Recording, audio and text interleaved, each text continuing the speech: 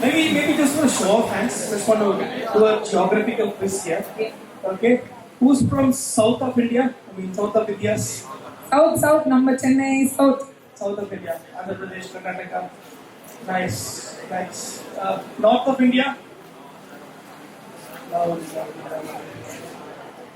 East India.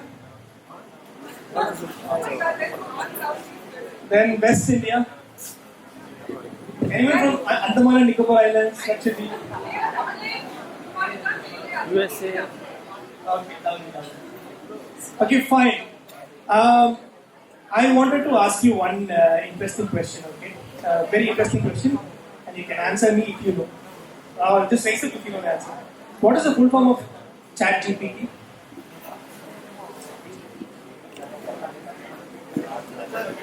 Okay, who knows the answer? Honestly, without looking at who knows the answer?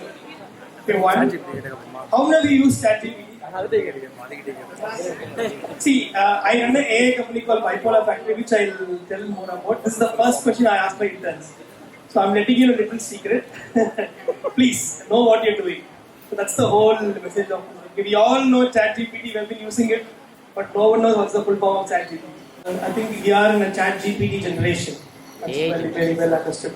Okay, second question. How many of you are working on AI-based solutions? AI. Okay, how many of you are working on an app or a platform or a portal? Okay, I mean even with AI, it's raise of answer. How many of you are like digital, complete digital? There's no hardware in my solution, completely digital. I mean if it's AI app, everything. If you have raised hands, also raised hands. Hardware?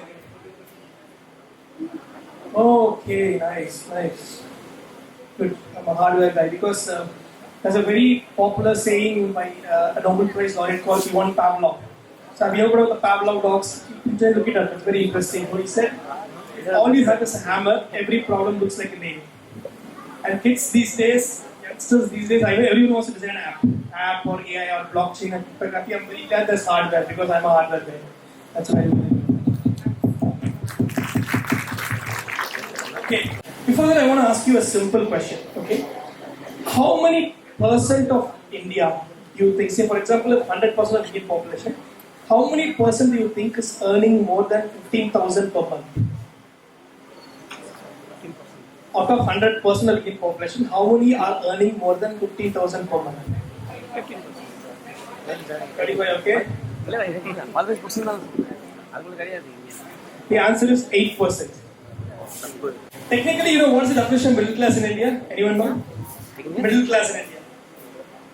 What is the definition of middle class in India? What's the salary range for middle class in India? Anyone know? If you are earning 3 lakhs and above, you are called middle class. I mean, annual income.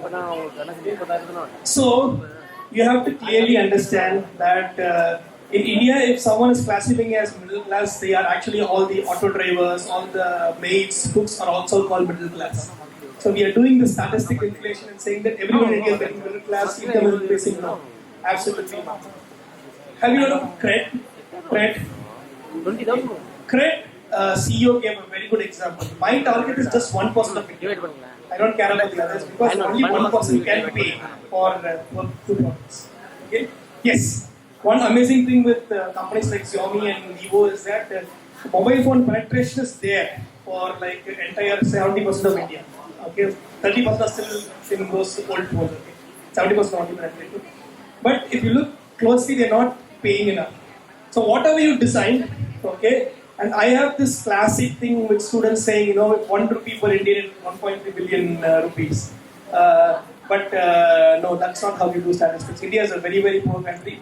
Whatever you're doing, think that only 8% of India is earning above 15,000. If you're earning 1 lakh and above, you are at the top 2%. 1 lakh and above per month, top 2% of it. So top 2% of India, okay, we are all in. The problem is we don't see the bottom 98% because even the auto drivers and maids we interact are in the middle class, they are at the top 8%. So rural India is the bottom 98%, which we rarely get to interact with. And one thing is that urbanization in Tamil Nadu is very high. In Tamil Nadu, close to 50% of areas are urbanized. But in north and other part of India, it's still less. So rural India is where the heart lies and real problem lies. And today, that's what I want to tell you. I want to tell you reality. Okay, design thinking, innovation are all fancy words. Yes, I know everyone loves to use it. But today I'm going to tell you some reality. Basically, the reality might disappoint you, but that's the reality because I'm an entrepreneur, fundraising, doing things, I'm working with government, startup, and etc. The reality is not as good as you think, but that is being pragmatic. Let's be pragmatic and realistic than optimistic or pessimistic.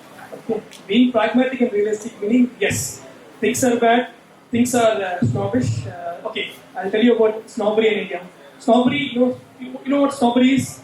How many of you know what snobbery is? Okay, a snob is someone who takes a small part of you and makes big judgment about you. Okay, so what are the three eyes of India? Anyone knows about three eyes of India? Yes. IIT, IISc, IIMs. Okay? These three eyes of India occupy 80% of funding in the startup world and ecosystem, including government grants.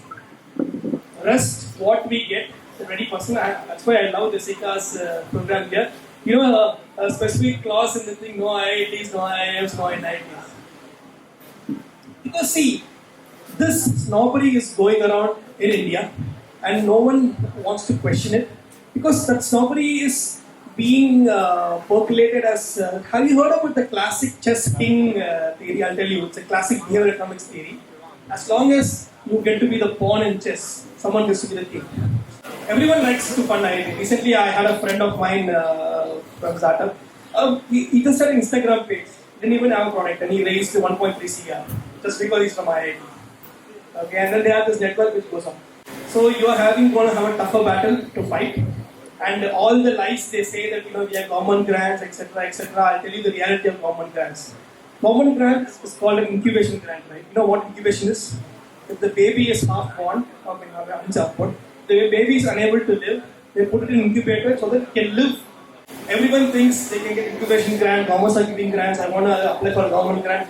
But think of it as a baby which just needs some life support to survive.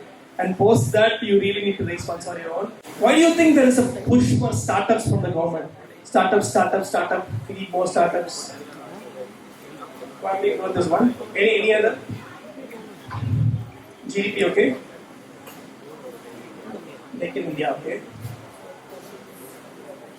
Okay, that's a good idea. But in my opinion and based on my interaction with experts, the bottom line is jobs. Indian youth are kind of burgeoning and government does not have enough jobs. In fact, they're cutting down jobs. Government jobs are now being cut down.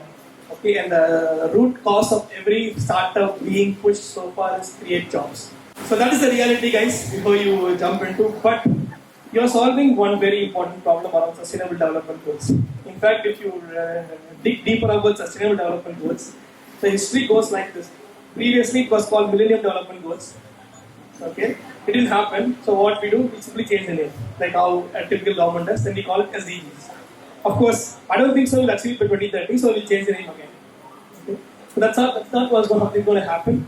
But still, you guys being here and thinking about it gives you that initial push, because first step is starting off anything and everything, and you guys made it, and that momentum will give you a push to grow further. I am part of this group called Unleash. It's a Denmark-based accelerator for SDGs. Very, very happy to support you in any other ideas you come. It is free. Don't worry, you don't have to pay. Okay, it's not for profit. So happy to support you in any of your SDG projects and bringing it to reality, connections, funding, mentorship, whatever. Okay. Good morning, sir. I'm Devadashi from Sri Sai Ram Engineering College. I want to ask you, from your perspective, who is an entrepreneur? These days, anyone is being called an entrepreneur as long as you start a business. Okay, but that is not a correct definition. Okay, the correct definition according to government and anyone is, if you have an innovative approach to an idea or an innovative solution, then you are called an entrepreneur. And especially if you are into deep tech, meaning an innovative AI use case or an innovative application for the existing use case, you are called an entrepreneur.